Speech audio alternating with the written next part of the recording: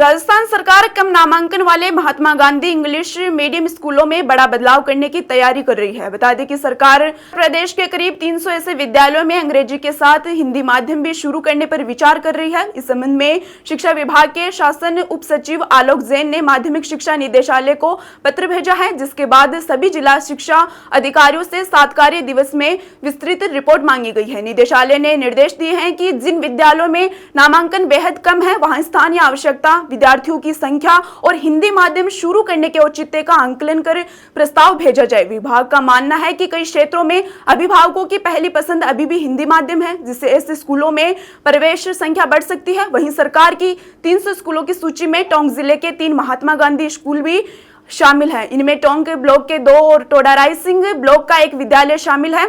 प्रस्ताव के अनुसार शैक्षणिक सत्र 2026-27 से इन स्कूलों में हिंदी माध्यम भी संचालित किया जा सकता है। इस निर्णय को राजनीतिक दृष्टि से भी महत्वपूर्ण माना जा रहा है, क्योंकि महात्मा गांधी इंग्लिश मीडियम विद्यालय योजना पूर्ववर्ती कांग्रेस सरकार की प्रमुख योजनाओं में शामिल थी। वहीं यह फैसला ऐसे समय आया जब राज्य सरकार ने शिक्षकों के तबादलों पर लगी रोक भी हटा दी है। शिक्षक संघ रेस्टा राजस्थान के प्रदेश अध्यक्ष मोहर सिंह सलावत ने कहा कि स्कूलों का माध्यम बदलने के बजाय सरकार अंग्रेजी माध्यम के लिए अलग शिक्षक कैडर बनाकर सीधी भर्ती करे, जिससे शिक्षा की गुणवत्ता और नामांकन दोनों बढ़ेंगे। साथ ही महात्मा गांधी स्कूल जिनसी टोंक के प्रधानाध्यापक राजेश सैनी ने बताया कि उनके विद्यालय में अब विद्यार्थियों की संख्या 55 हो चुकी है, इसलिए विद्यालय के माध्यम में किसी प्रकार का परिवर्तन नहीं किया जाना चाहिए। आपका नाम पद बता दीजिए। ये सरकारी स्कूल जिनसी है, इसमें क्या इंग्लिश मीडियम या हिंदी मीडियम किया जा रहा है? क्या नामांकन बढ़ा है? किस तरह की समस्या रही? जी, मेरा नाम राजेश सैनी है। मैं वर्तमान में विद्यालय संचालन प्रधानाध्यापक का चार्ज यहाँ पर ग्रहण किया हुआ है मैंने। जो कल एक ऑर्डर आया था निदेशालय से कि जिन विद्यालयों का नामांकन अंग्रेजी माध्यम विद्यालयों का नामांकन 49 छात्र छात्राओं से नीचे है, उनमें हिंदी माध्यम भी ऑप्शनल के रूप में संचालित किए जाने की बात चल रही है। विद्यालय का हमारा जो ये विद्यालय है, इसमें जो 2022-23 सत्र में जो नामांकन था वो मात्र 2 बच्चों का था। अब विद्यालय ये 23-24 के लगभग में अंग्रेजी माध्यम में कन्वर्ट हुई थी। उसके बाद से इस विद्यालय में 7 बच्चों का नामांकन था 23-24 में।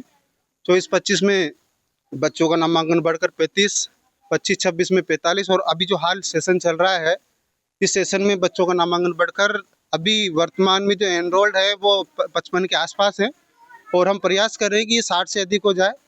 विद्यालय अंग्रेजी मीडियम, क्योंकि अब आसपास में सरकारी विद्यालयों की बात करें तो जो लोकल यहाँ के निवासी उनके लिए सुविधाएं उस हिसाब से नहीं है, तो ये विद्यालय उसके लिए बिल्कुल सूटेबल है।